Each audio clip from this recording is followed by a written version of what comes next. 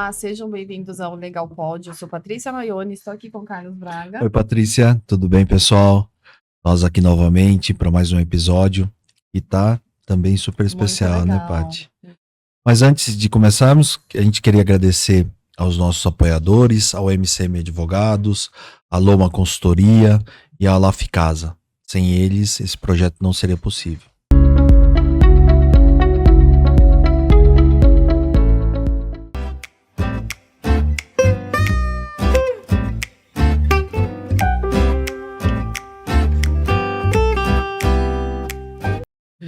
Hoje nós temos uma convidada muito especial, doutora Michele Koguta. Seja bem-vinda, obrigada por ter aceito o nosso convite.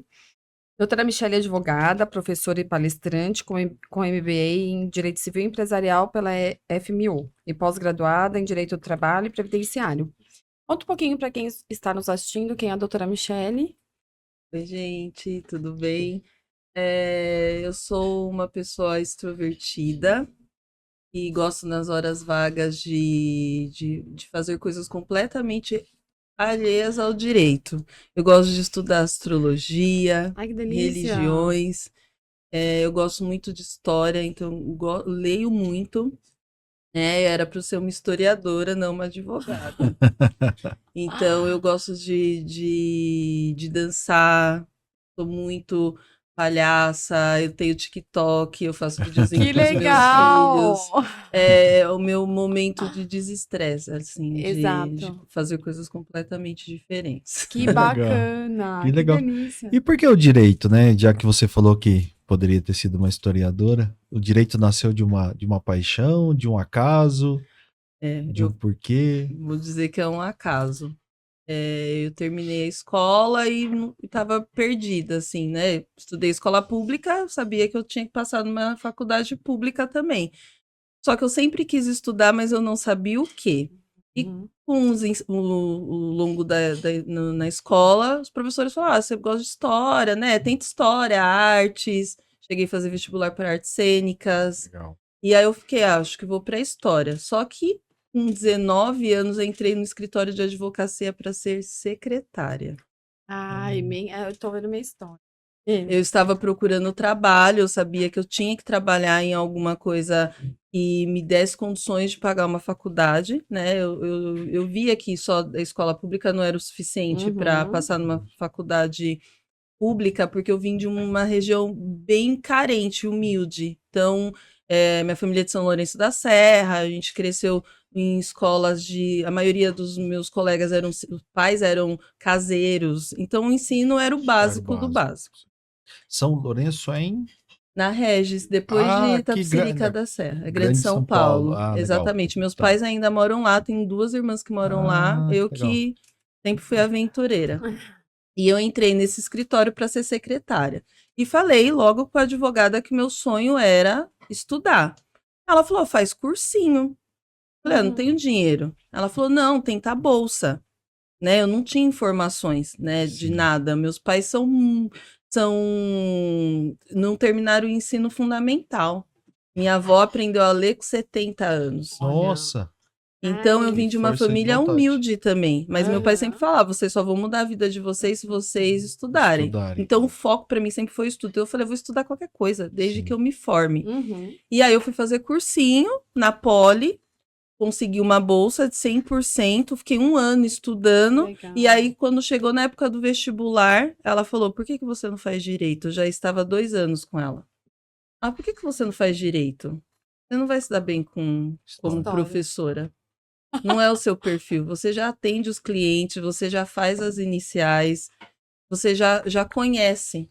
Você tem o perfil. Eu falei: como é que eu vou ser advogada? Não tem ninguém na minha família nem que seja formado. Como que eu vou fazer direito? Ela falou: não, eu vou te ajudar. Você não precisa gastar com livros, eu compro para o escritório e você utiliza. Que legal. E eu fiquei certo no vestibular. Eu falei: história eu vou fazer direito. Na USP, se eu tivesse feito história, eu tinha entrado. Porque a nota de corte era muito alta para direito. Eu ia ter que fazer 2 anos de cursinho. Aí eu falei: tá bom, vou no direito. E aí fui Unifiel, né? Me matriculei na Unifiel. E aí veio o ProUni. Eu sou da primeira turma do ProUni. Que legal. Na época, o meu cursinho era só faculdade pública, né? Meus amigos até parece que a gente vai tentar ProUni para ir para faculdade particular. Só que eu já estava com 22 anos, eu já, assim, me sentindo ultrapassado, eu falei, eu preciso estudar. Depois eu vejo o que eu faço. E fiz a prova do Enem e veio o ProUni e eu fui selecionada com a bolsa de 100%. Que legal. E aí eu falei, agora eu tenho condições de fazer direito. Agora. E foi assim que eu entrei no mundo jurídico. Você ali já estava fazendo vocacional, na verdade, no escritório, e ela, olha que bacana, como Deus coloca as pessoas certas no nosso caminho, né? E abre, assim, a mente. Tá tudo escrito. Como a Nathalie falou aqui, cansou de falar, tá tudo escrito, né? Mas você ficou com ela, você ficou 5 anos na faculdade? Eu fiquei 8 anos com ela. 8 anos? 8 anos. Eu já era secretária, depois no primeiro dia já era estagiária, e fiquei até 2010, quando já era formada. Eu me formei em 2009, passei na prova da OAB no 10º semestre. Foi um perrengue, eu sempre falo, foi um perrengue o período de faculdade, porque eu sou da primeira turma do ProUni, eu estudei numa faculdade de elite da época, e ninguém passava na ordem. Aí veio os alunos do ProUni e a sala inteira passa na ordem. Nossa. E aí eu fiquei mais um ano com ela. Era um escritório pequeno em Tapicerica da Serra. Era um escritório que não dava para ter sociedade, né? E era advogada trabalhista. O pai dela já era advogado também de renome na cidade da área civil. E eu vi que eu falei, eu acho que não é para mim. Eu encontrava com os meus clientes no mercado. E eu falei, não vai dar. Certo. Eu Sim. indicava muito cliente, porque conheço a cidade inteira, mas eu falei, não dá, eu não tenho liberdade. Aí eu falei, vou pro corporativo. Então, com ela, eu fiquei 8 anos. Não foi uma decisão fácil, mas ela entendeu, né? Ela falou, olha, eu sou muito grata pelo tempo que você ficou comigo, mas eu entendo também que você tem que traçar voo e cuidar da sua carreira. E você teve uma experiência logo, não sei se a ordem cronológica aí tá certa, mas logo em seguida, um pouquinho depois, você teve uma experiência muito bacana numa grande banca, né, em São Paulo. Sim, eu saí do escritório e fui para corporativo, porque eu nunca tinha trabalhado em empresa. Eu fui para corporativo, porque eu nunca tinha trabalhado em empresa. Eu falei, eu não tenho experiência em empresa, como que eu vou decidir que carreira que eu quero ter? E nessa época eu estudava para concurso, então eu estava numa fase de conhecimento. E aí eu fui para o corporativo, trabalhei no terceiro setor, e aí depois eu fui para a Mascaro, que a Mascaro era o sonho. Eu imaginei que eu nunca ia trabalhar nunca ia conseguir entrar num escritório igual a Mascaro. Eu fiz a prova com o livro do professor Amaury. E foi uma outra advogada da cidade que me emprestou. Eu não tinha livro. Ela falou, não, eu acabei de comprar o livro, eu te empresto para fazer a prova da OAB, que ainda podia, né? Livro de doutrina. Eu levei o livro do professor Amaury. Para quem está nos ouvindo, só para contextualizar, né? O professor Amaury Mascaro, ele foi considerado o papa do direito do trabalho, né? Então, muito do que a gente tem hoje do direito do trabalho e do que a gente estudou, que a maioria dos profissionais, até, né, quem é mais novo, pode não conhecer, ter essa afinidade com o nome, mas muito provavelmente o seu professor da faculdade, do cursinho, estudou com base e aprendeu muito com base no professor Amaury, né? Então é nesse sentido que a Michelle comenta que foi uma grande oportunidade, uma grande escola, está do lado, né? Ali onde ele exerce. Eu acho que quando você entrou ele já tinha falecido ou ele era vivo ainda? Ele faleceu no ano que eu entrei. No ano que você entrou. Só que ele era extremamente ativo. Então eu trabalhei com os estagiários dele, com os advogados que passavam com ele no hospital. Uma das minhas melhores amigas foi estagiária dele, a gente trabalhava junto no escritório. Mas, assim, foi uma perda muito grande, porque até todo mundo... eu estudei, era o professor Amaury, com direito do trabalho material, e o Carrion com a CLT. Então, eram pessoas que a gente sempre se espelhou, né? E ter a experiência de poder estar junto. Tá lá dentro, né? Tá muito perto legal. É algo fantástico, né? Foi fantástico. Eu falo que eu tenho amigos até hoje de lá. A gente tem um grupo de WhatsApp. Tem gente ainda lá. mas são amigos para a vida toda, porque é um grupo de pessoas unidas, que a gente se ajuda na carreira, e a gente, quando dá, a gente se encontra, a gente nunca deixou de se ver. E geralmente o pessoal diz que tem muita concorrência, né, nas bancas, que ninguém gosta de ninguém. Foi o melhor lugar e ambiente que eu trabalhei, assim, entre colegas, assim. Quanto tempo você ficou lá? Eu fiquei só 1 ano. E aí voltei pro corporativo. Voltou pro corporativo. O corporativo me chamou. E no corporativo você transitou por quais áreas? Eu sempre acabei ficando em direito do trabalho. Porque todo o meu estágio, todo o meu período de escritório foi em direito do trabalho, né? E só que eu sempre, por ter um pouquinho mais de experiência em outras áreas, eu conseguia transitar, mas na maior parte do tempo foi contencioso e direito do trabalho. E aí depois, com o tempo, né, eu fui focando mais em direito do trabalho, que é a área que eu sempre tive mais liberdade e autonomia para trabalhar, que eu estava sempre próxima da área de RH, de departamento pessoal, área de compliance, facilities. Eu falei, eu falo com todo mundo. Então é uma área que abre muitas janelas, né, de oportunidade. Eu adoro direito, eu suspeito. E aí, nesse período, você então voltou pro corporativo, desde então... Consolidou a carreira, né, nesse... Legal. Eu voltei pro corporativo, montei escritório, que aí eu engravidei e fui trabalhar, montei meu escritório. Eu acho que eu fiz audiência até na sexta-feira, meu filho nasceu no domingo. Nossa. E eu ia para Guarulhos, dirigindo. Levei ele para as audiências até 1 ano. Aí, quando ele começou a interagir muito com juízes, eu falei, vou pôr na creche. Só que eu coloquei ele na semana do aniversário dele na creche, no dia do aniversário dele, minha amiga olhou e falou, você está com cara de grávida. E eu estava grávida da minha segunda filha. E aí eu olhei para a cara do meu marido, eu falei, olha, eu vou ter que reduzir o número aqui de processos, porque eu não vou dar conta, eu vou ter um bebê e eu tô grávida. E depois eu tive 2 de fraldas. E aí, em 2019, eu voltei para o corporativo. Mas eu fiz essa pausa porque eu queria aproveitar a minha gravidez e curtir os meus filhos. E eu sabia que com a carga de trabalho que eu tinha em escritório e a rigidez das empresas com a história da jornada, eu não ia ter tempo de ficar com eles. E aí eu falei, já escolhi ser mãe mais tarde. Então eu também tenho que optar em passar o maior tempo possível com eles. E aí eu falei, ainda bem que eu fiz direito, porque direito te permite isso. Consegue essa flexibilidade. Você tocou no assunto importante, essa questão não só de rigidez de horário, mas a questão, não vou generalizar, mas de algumas empresas não ter essa empatia com a mãe, né? Com a mãe ali de bebê pequeno, com a questão da mulher no momento que ela tá passando ali. Já passei por algumas situações, também tenho 2, também já fui do mundo corporativo. E tem umas empresas que chegam a ser cruel com essa questão, né? A mulher engravidou, ela já ali, desde quando anunciou a gravidez, ela já é jogada de escanteio em algumas empresas, eu tô falando que são todas, mas tem umas aí que não. Ela já é jogada de escanteio e quando entrou de licença maternidade, aí parece, você já sai com aquele sentimento de eu não vou voltar. E se eu te contar que eu fui demitida porque eu tinha engravidado? E foi aí que eu montei meu escritório. Eu falei, para mim, chega. Eu trabalhei num setor que todas engravidaram ao mesmo tempo. A minha líder, a outra líder e eu.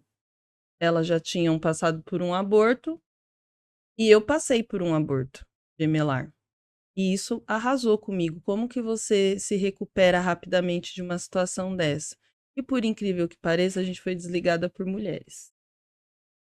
E elas foram desligadas assim que voltaram da licença. E eu, assim que passou o meu período, elas seguraram um pouco, até porque para não vincular. Mas eu já tinha entendido o que ia acontecer, porque aí começou a trocar as mulheres do setor. Todas tinham a mesma idade.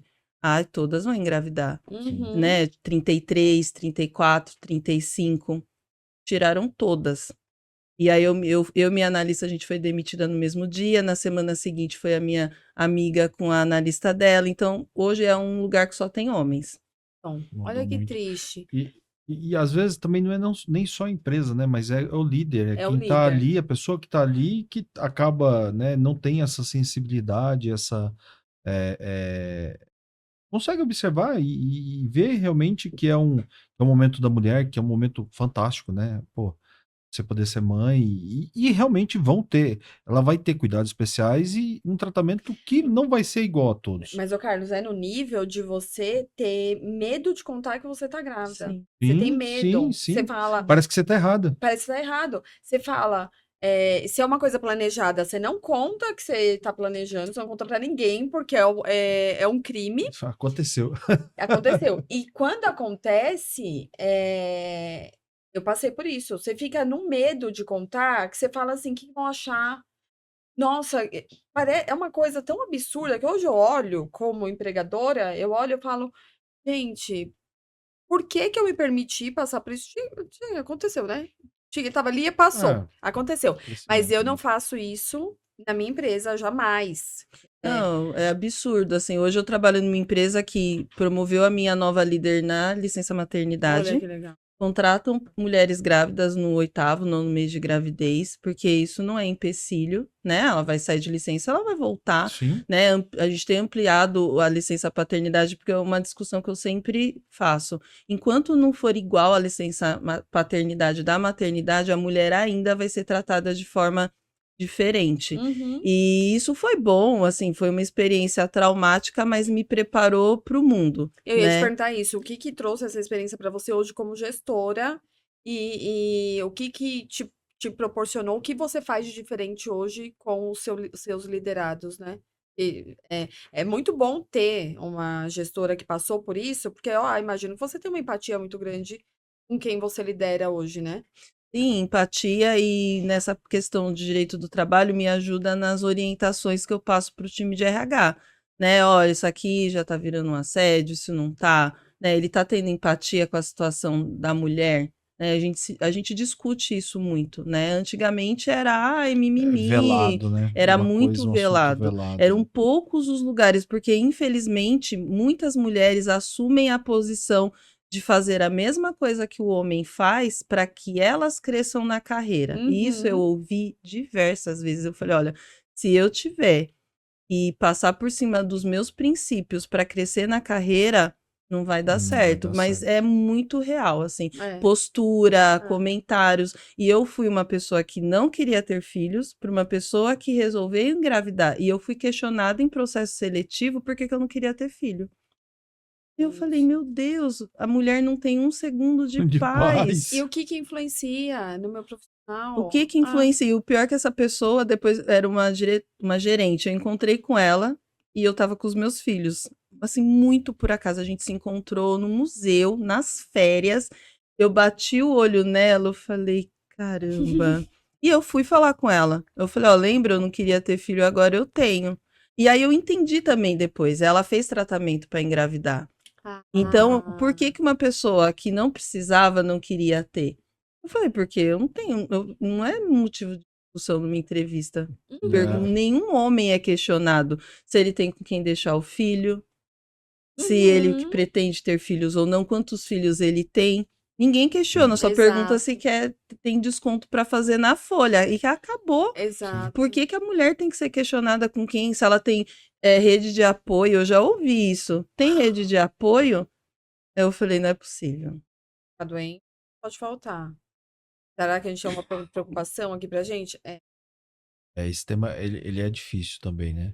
Porque uma coisa é você perguntar se tem rede de apoio ou não, porque se tem algum incentivo, algum programa, fala, pô, se você não tem, a gente tem, a gente pode te ajudar nesse sentido e tal. E é uma abordagem totalmente diferente, né?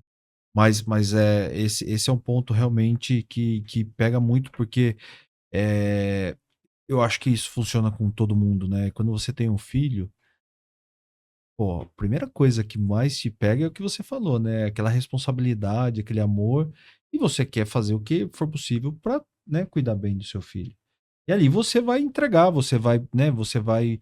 É lógico que vão ter os momentos, né? Que a criança não vai estar bem, ou não vai ter uma situação. Mas a partir do momento que a empresa olha como um fardo, um peso, E realmente, aí a É, chance a- de não dar certo essa relação e realmente machucar, principalmente a mãe e a mulher que tá ali trabalhando. É por isso que É, hoje a taxa de natalidade diminuiu conforme a mulher procura ter uma carreira, sim. né? E os animais viraram os filhos, uma Sim. substituição. Tem creches, tem gente empreendendo e virando empresários na área de creche de animais. Eu tenho uma cachorra, eu já tinha uma pitbull. Ela tá com 14 anos e aí eu falei, nossa, a gente vai ter filho, como que vai ser? A gente já tem a cachorra, ela protege mais eles do que tudo. Que E gostoso. há uma inversão, porque a partir do momento que a mulher quer ter carreira, ela às vezes tem que optar. Eu já ouvi várias falando, não vou ter filho porque eu não vou conseguir dar Eu conta vou da minha prejudicar minha carreira. carreira. É Exato. isso que eu ia falar. Para muitas mulheres ficou claro que a carreira ela virou concorrente da vida pessoal, né? Então eu escolho uma, eu escolho outra. E aí frustra, acaba frustrando. Eu imagino que essas mulheres daqui a um tempo vai chegar lá quando tiver mais velha e vai falar o que que eu. Então, eu já passei também por essa situação, e aí foi onde eu decidi, falei, CNPJ nenhum vale a minha vida, as minhas decisões e a questão de eu ter que levar um filho no. Então, é bem difícil. E a empresa que tem esse olhar, como eu imagino que o iFood tem, já tá na frente, né? Já tá ganhando, porque ganha. O maior patrimônio de uma empresa é o humano, né? A pessoa. E aí, quando você tem uma empresa que tem esse olhar mais direcionado, mais com cuidado para o profissional, principalmente para a mulher, que acaba tendo mais pontos aí nesse sentido, A serem considerados. eu acho que passa muito na frente, né? É, e a mulher, ela é multitarefa, ela faz várias coisas ao É mesmo isso que eu ia falar. tempo. A mulher, ela tem fascina, né? A Carol, minha esposa, mandou pra mim um vídeo hoje pelo Instagram e eu chorei da risada, né? Que era um pai colocando no lugar da mãe no momento, né? Então ele foi levar as crianças pra escola cedo, depois foi trabalhar, depois voltou pra casa, não sei. E aí você vai colocando, porque realmente, né? A mulher, além de ter muitos afazeres, a cabeça pensa no total, no 360. O homem, muitas vezes, e não é demérito, eu acho que é uma condição ali, mas ele sai de casa, ele vai para o trabalho, ele, né, vai estar ali, ele vai voltar para casa, e muitas vezes não vai ver se lavou, tá limpa a roupa de cama, né, se o banheiro tá lavado, se. Porque ele acabou, aquilo né, ele acabou não dando aquele valor, ou não se preocupando com aquilo, porque a mulher já se antecipou e já fez, né, já cuidou de tudo. Mas é aí A parte que, profissional, a parte em casa, a parte, quer dizer, é multitarefa mesmo, né? mas é aí que entra a empresa que tem esse olhar, o quanto ela ganha, né? Sim, com Sim, Porque a certeza. mulher com todas essas habilidades não sim. deveria ser um peso, um problema, a questão dela ser mãe e ter uma vida fora ali da empresa. Tanto que ela pode agregar o tempo que ela tá na empresa, tanto que ela pode fazer, que defenderam minhas colegas, defenderam minha classe, dá de 10 em muitos Com homens. Sim, sim, certeza. As sim. habilidades de uma Sim, mulher dentro de uma sim. empresa. Meus pais estão com 70 anos e o meu pai é daquela geração. Eu trabalho e você fica em casa cuidando dos filhos. Aí, quando eu tava com 17 anos, minha mãe voltou a trabalhar. E aí eu falei, opa, é isso, né? Eu sempre falava, eu não posso ter a mesma vida que a dela, eu não posso ter a mesma vida que a dela. E eu nunca aceitei. Eu achava que eu não ia casar, porque eu falei assim, nossa, nunca vou arrumar um homem que entenda que eu quero ter minha carreira e que as coisas em casa têm que ser divididas. Estou há 18 anos com meu Que marido. legal. A gente fez dia 9 de setembro agora, 18 Legal. anos. 18 anos. Porque a gente sempre teve essa conversa, tem que ser dividido. Vai ter época que você vai se dedicar mais ao trabalho, e vai ter época que vai ser eu. E pra gente decidir ter filho foi essa conversa. Eu falei, olha, sou mais velha há 3 anos, eu falei pra ele, eu já estou com 30. Eu tenho tempo, né? Eu não vou fazer tratamento. Se a gente realmente decidir ter filho, Uhum. a gente não conseguir, a gente vai para adoção. Eu preciso entender o que você quer, o que a gente quer como casal. Porque eu não vou tomar uma decisão sozinha e é uma decisão dos dois, senão o casamento não vai para frente. A gente já estava 10 anos juntos. Hum. E aí a gente decidiu ter filhos e assim, é tudo dividido. E eu falo, quando ele vai viajar, me dá desespero, porque ele coloca as crianças para dormir, ele dá banho, De manhã ele que acorda, faz a Que lancheira. legal. Se eu falo não tô bem disposta, ele troca e leva pra escola. Às vezes eu chego, a janta tá pronta, ó, não consegui fazer jantar, eu pedi uma pizza. Então, Que assim, legal. ele domina tudo. Mas por quê? Eu sempre falei isso pra ele. Você não esteve perto do seu pai. É importante que seus filhos criem identidades e memórias com você, porque a memória que eu tenho é meu pai trabalhando e chegando em casa com dor de cabeça. Eu falei, qual é a memória que você vai ter com seus filhos? Com a mãe sempre vai ter. Exato. A mãe é. A mãe é mãe, não tem como. É. Agora, com o pai é importante criar. Né? É importante ter. Eu não tenho inveja porque em casa mesmo. Graças a Deus. Mas o tem que Marcos ser é assim. super.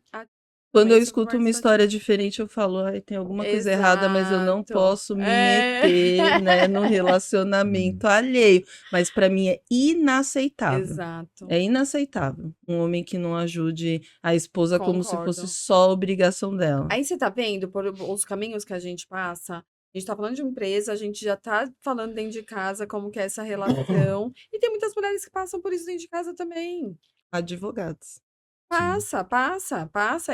Eu também já tenho conhecidas também. E passa e acha normal. E quando muitas rodas também de conversa eu falo, que o meu marido faz, fala, não. E te julga como assim? Maravilhoso, Você é folgada, você deu nossa. sorte. Cuidado, hein? Não fala muito. Meu Deus, falando. Mais homem, não faz. É assim. Eu ouvi dentro de casa. Meu pai, absurdo. Hoje em dia, quando ele vê o relacionamento do meu marido com os meus filhos, ele fala: Nossa, é o melhor pai do mundo. Oh, que legal. Porque é isso, tem que participar. É importante para o filho. Sim, com certeza. Acho. Fala uma coisa. E pelas empresas onde você passou, qual foi o maior desafio, assim, que você se deparou e que se tornou um case de sucesso, que você falou, nossa, foi muito isso daqui, mas eu me orgulho de ter realizado e eu posso me vender por isso. Olha, tem a ver com negociação. Ah, que legal. E foi na Mascaro. A gente tinha um cliente que tinha uma carteira massiva gigantesca e eu era a que tinha a maior carteira. Eu tinha uma carteira de 2.000 processos e não era massivo, mas acabou se transformando, só que eu não tratava como massivo. Eu ia fazer audiência, voltava e era caso a caso. Eu tinha caso de empregado, tinha caso de terceiro. Eu pensei, meu Deus, como que eu vou fazer para diminuir essa carteira? Né? Os meus colegas tinham em torno de 300 processos, eu tinha 2.000. E eu atendi a região do norte. E a empresa em si tinha os setores divididos e as meninas de São Paulo não se davam bem com a advogada do norte. E eu falei, gente, ela é a minha cliente. É com ela que eu preciso me dar bem. E eu sempre gostei muito de fazer audiência. Então eu ia para audiência já pensando em acordo. E aí eu comecei a pedir valores para acordo. Esse processo tal, quanto que vocês podem me dar? E eu ia para a mesa de audiência e eu fazia acordo com 10% do valor que eles tinham me dado. Caramba. E aí a gente estruturou. Falou, olha, você faz muito acordo, a gente vai te dar um valor X e aí faz acordo. Se acabar o valor, você avisa e aí a gente vai liberando. E eu fui diminuindo a minha carteira. E eu criei um ótimo relacionamento com a minha cliente e economizando dinheiro. Arrumei várias brigas com juízes, óbvio, né? Mas eu sempre fui no sentido de ver o que o reclamante queria.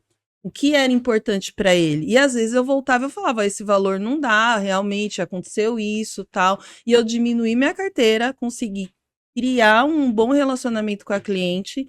Tanto que quando eu falei que eu ia sair, ela falou, não, você não vai sair? Como assim? A gente ainda é amiga. Imagina, faz 10 anos que eu trabalhei na Mascaro, a gente ainda é amiga, a gente ainda troca, porque a gente criou uma relação muito forte. Eu falo, isso foi um case de sucesso, porque era uma carteira que ninguém queria, e eu sempre fico a vida inteira com carteira estratégica. E é por causa muito do meu perfil. Eu crio muitos relacionamentos. Geralmente eu viro amiga das pessoas que eu trabalho. Que legal. Então eu indico, olha, preciso de um escritório em Salvador. Eu falo, olha, eu tenho um grande colega lá que já trabalhou comigo, indico, eu preciso de um contador, falou, olha, acho que eu tinha um contador tal, que às vezes me ajuda, e eu indico, então isso vai reverberando. Então, assim, sempre, todos os lugares que eu trabalhei, eu sempre fico com carteira estratégica, sempre. E sempre consigo resolver na negociação, fazendo acordo. Olha, eu trabalhei numa empresa que tinha um caso que ninguém conseguia resolver. Aí a gerente chegou em mim e falou, ó, esse caso é seu, eu espero que você consiga resolver. Porque ninguém resolve. E eu fechei o acordo. Eu lembro que eu liguei para ela, eu falei, ó, desculpa, mas o advogado tá na mesa de audiência, eu consegui chegar nesse valor, mas eu preciso da sua autorização. Ela falou, você vai diminuir. A gente tinha uns top 10, né? Era o meu top 1. Ela falou, 4 anos e ninguém consegue fechar esse acordo. Você conseguiu, com certeza, tá liberado.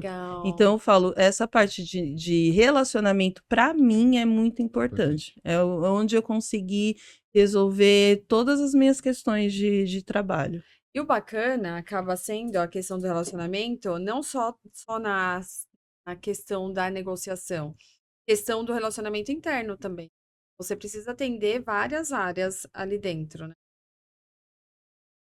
E aí faz muito sentido a questão de ter a negociação, de ter bom relacionamento, porque nas empresas o jurídico tem a fama de curva de rio, né? O que empata o negócio e onde chega o problema, parou, não vai sair dali. Eu sempre fui parceira. Tanto que quando eu saí da área e agora eu voltei depois de um ano, a felicidade foi total. Porque eu sempre fui muito parceira de entender a dor e tentar trazer uma solução. Aí vamos mitigar os riscos. Não empatava o negócio. Exatamente. E Michele, além também de mãe, advogada, você também é palestrante. Sim, eu sempre quis. Eu gosto muito de falar. Acho que vocês perceberam. E eu sempre quis dar aula. O fato de eu ter feito direito não me afastou dos bancos escolares. Eu sempre quis dar aula.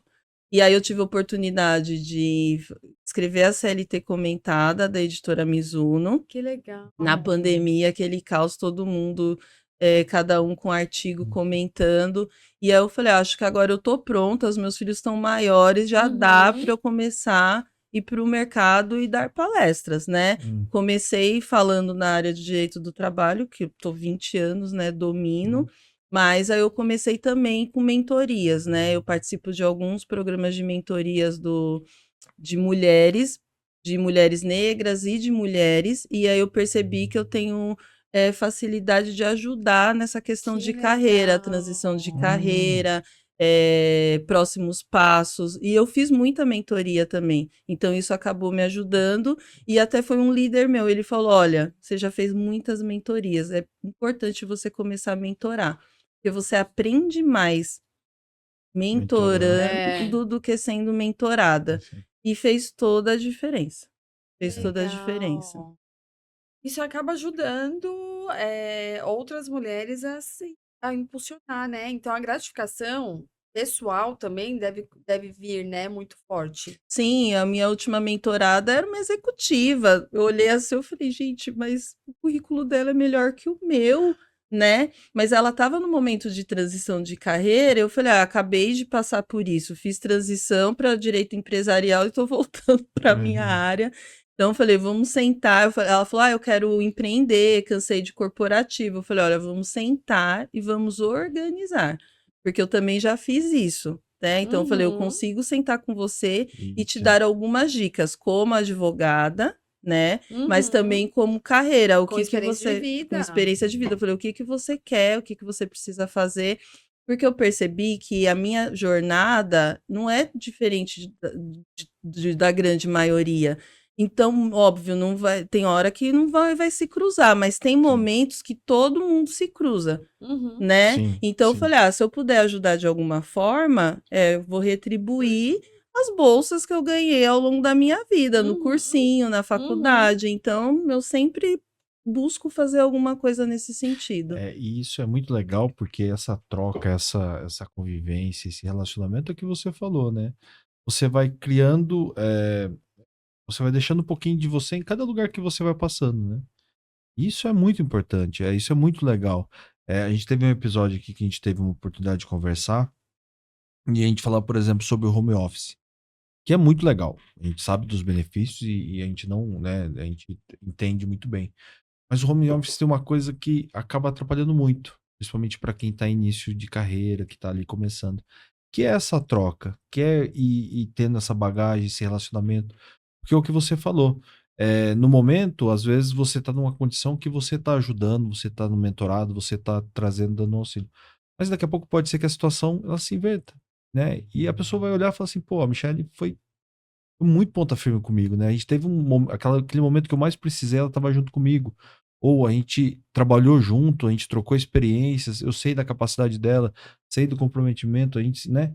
Então, assim, o relacionamento e a negociação em si, né, que a gente conversou muito, eu acho que não tem como você não gostar do outro e não conviver, né? Ter essa convivência. Porque senão, se você sempre vai rodar, rodar, rodar, e quando você for bater em algum lugar, vai falar assim, putz, lá vem a Michelle, não quero. Ixi, sai, corre pra lá, vamos pra cá, né? Então eu acho que é muito isso, né? Essa troca é muito importante. Eu não tenho o que reclamar, assim, eu tenho, meu grupo, meu WhatsApp, eu tenho grupo de lugares que eu passei. E eu morei, é muito engraçado. Meu marido fala como é que você dá conta de todos esses grupos, porque eu sempre levo alguém, Sim. né, Que daquele lugar, legal, e eu carrego pra vida, assim. Tem pessoas que não entram e não saem, né? Apesar de não ter mais aquele convívio constante, mas a pessoa manda uma mensagem, aí você fala como se estivesse se vendo todos os dias. Então eu tenho várias pessoas assim, inclusive na pandemia. Eu tinha saído de São Paulo, meu marido tinha tentado empreender, a gente tinha ido para o Sul. E não deu certo. Eu estava com 2 filhos pequenos e eu falei, vou arrumar um emprego. E a gente estava morando no litoral, na praia, pé na areia, e a gente não ia na praia. E eu falei, aí, antes da pandemia, alguma coisa, falei, isso daqui não vai dar certo, vamos embora. Eu fui para Joinville, novembro.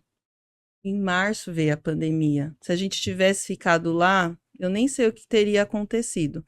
E eu fui para Joinville no escuro. Não tinha nem onde ficar. E aí eu falei com uma mãe da creche, onde meus filhos ficavam, ela falou: "Olha, eu acho que eu tenho um amigo em Joinville", porque eu fui fazer entrevista e eu passei, né? Eram 220 quilômetros da cidade que eu tava para Nossa. Joinville. Então eu fui na quinta, fui na sexta e eu passei. E era para começar na segunda-feira. E, gente, eu não tenho onde ficar. E aí ela falou: eu tenho uns amigos em Joinville, eu vou ver, eu tenho um amigo, e se você não se importar, eu vou ver se ele pode te receber. Eu fiquei um mês na casa deles, indo para casa aos finais de semana. Minha filha mamava, e foi quando ela parou de mamar, porque ela ficou sem me ver uma semana. Nossa. E quando eu cheguei, eu doava leite no hospital, na maternidade Oh, de meu Joinville. Foi assim um choque para mim. Aí eu falei pro meu marido: decida. Se você não for vai ficar com o negócio, eu vou alugar uma casa e vou levar as crianças. Para mim, deu. E aí ele falou: não, realmente, vamos embora.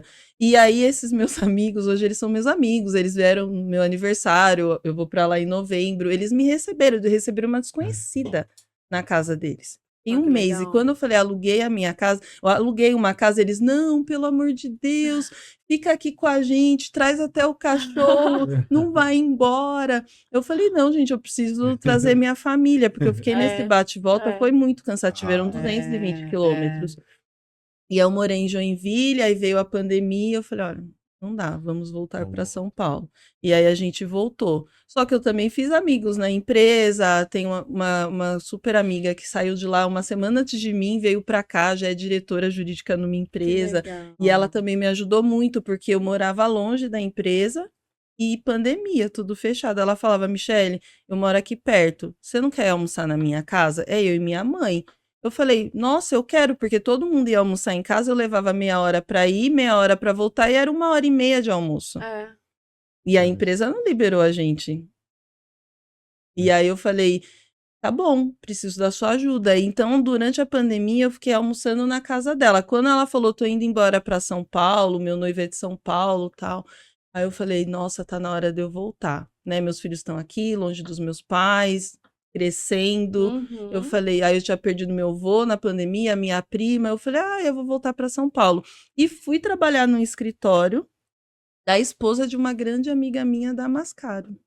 Falei pra ela, falei no grupo, estou procurando emprego, eu preciso voltar para São Paulo, não dá para eu voltar sem trabalho. Exato. Ela falou, olha, minha esposa tá contratando no escritório. Eu lembro que eu fiz a entrevista no carro, no estacionamento. Caramba, Fiz entrevista, passei, fiquei 1 ano com ela. A gente até fez uma reunião esses dias, ela falou assim, nossa, Michelle, eu sou tão grata, tanto que você me ajudou naquele período que a gente trabalhou junto no escritório, porque aí eu depois falei pra ela, eu sou de corporativo, né? Eu quero voltar pro corporativo. E ela falou, nossa, você me ajudou tanto. Eu falei, e você também, porque aí eu fui fazer MBA empresarial para entender recuperação judicial e falência para explicar no processo trabalhista. É isso que é empoderamento feminino, gente. É isso, é sobre isso. É não ter medo de arriscar, é não ter medo de não dar certo e voltar. Saber a hora a gente sabe de que vai dar recuar, um né? jeito e vai resolver. Minhas amigas falam que eu sou uma fênix, porque quem acompanhou esse meu período e me vê hoje fala, cara, como é que você fez isso? Eu falei, resiliência. Porque não foi fácil, eu tinha 2 filhos, mas eu tinha que tomar algumas decisões difíceis, né? Inclusive foi na pandemia que eu me reconheci como mulher negra e entendi a minha jornada, que a minha jornada é diferente. Porque meu marido falava, você tem estuda, tem diploma, tem por que você ainda não é gerente? Por que você não consegue fazer isso? Eu falei, e eu não entendi, eu não tinha argumento para ele. Aí quando eu me letrei, é óbvio, a família inteira, e ele falou, agora eu entendi. A jornada da mulher é diferente, mas a jornada da mulher preta é ainda mais diferente. Uhum. E aí você também não se cobra tanto, né? Você sai do crítico, o que eu fiz de errado? Eu não fiz nada de errado. Você acaba se conformando um pouco. Eu me conformo, mas eu não fico parada. Eu vou atrás do mais. Então, assim, tá, a minha jornada é diferente, tá. Por que é diferente? E o que eu preciso fazer para mudar isso? Entregar, então, que não deveria, né? Que não deveria. É um grande absurdo, né? Mas aí isso também abriu minha mente, minha cabeça, e eu ajudo outras mulheres também relacionado a isso, né? Não é você. A gente tem uma jornada diferente, a gente às vezes tem uma jornada única, só você no lugar, né? Por isso que eu falei, porque tantas mulheres andam na esteira do homem, de se comportar como homem, porque ela é a única. Sim. E para ela se manter, ela precisa pensar que nem ele. Aí eu falo, não.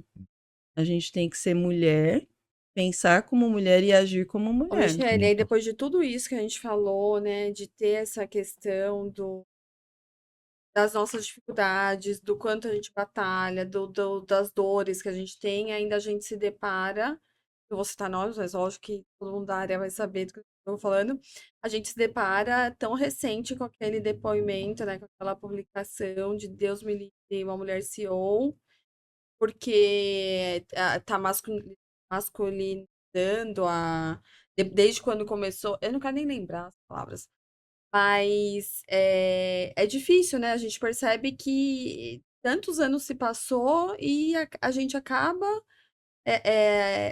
além de tudo isso, a gente, quando acha que tá indo, a gente vê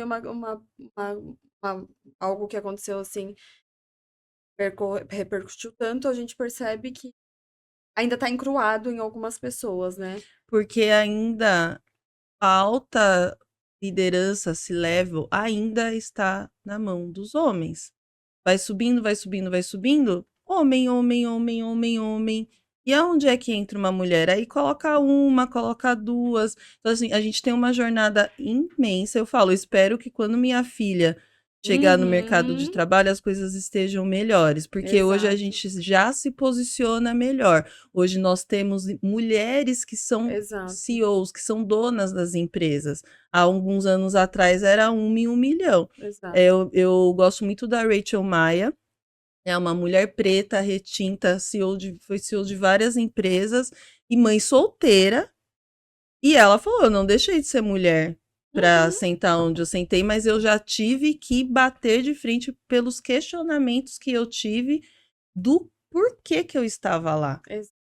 Então, isso a gente ainda vai escutar por um tempo, mas o nosso papel é moldar a próxima geração. Não, meu filho brinca de casinha com a minha filha e acha super normal, porque o pai cuida deles. Meu pai, não sei o que, o menino brincando de casinha. Eu falei, o pai não cuida deles? Tem que ser natural. Aí isso vai naturalizar e isso vai repercutir no mercado. E o fato de você assumir, isso é inerente, né? Tem como. O fato de você assumir grandes posições, você tem grandes responsabilidades. E é lógico que em momentos de grandes responsabilidades, você vai ter que muitas vezes acabar dando atenção para um ponto e para outro não. Então eu acho assim, que não é tanto nem um lado nem o outro. Eu acho que quando mais ainda você é casado, você tem um equilíbrio. É um equilíbrio. Né? De você ter essa conversa, essa sintonia, de você entender o momento profissional que o outro tá e falar, pô, você vai estar mais ausente de casa realmente, mas eu vou ajudar a segurar aqui a bronca, eu vou estar aqui com você. Vamos, isso, é parceria. a gente vai conseguir, né? Então, assim, não é nem tanto o céu, nem tanto o inferno, mas quem tá no seu lado, caminhando junto com você, de entender também ter Mas essa... é bem o que a Michelle falou, o homem não se sente pior por isso, Não. mas isso vem da educação que se dá, né? Da criação que esse homem teve, do que a mãe ou o pai passou para ele. Eu também, meu filho tem 10 anos, e eu procuro super passar isso para ele, de que pode usar rosa, pode ajudar, ele lava a louça, ele me ajuda a cozinhar. Tô tentando fazer meu papel de colocar um homem consciente aí, adulto, um homem de caráter aí no mundo. Deus me ajude. E aí, olha, ele vai ter a mãe de exemplo. Na hora que ele virar um CEO de uma empresa, ele vai lembrar da mãe. Como era a minha mãe, que não tinha diferença. Então, é a próxima geração que vai conseguir moldar e mudar. Porque a de agora, a gente ainda tá com resquício do passado. Né? O meu pai, eu falei, meu pai tem 70 anos, ele já evoluiu muito.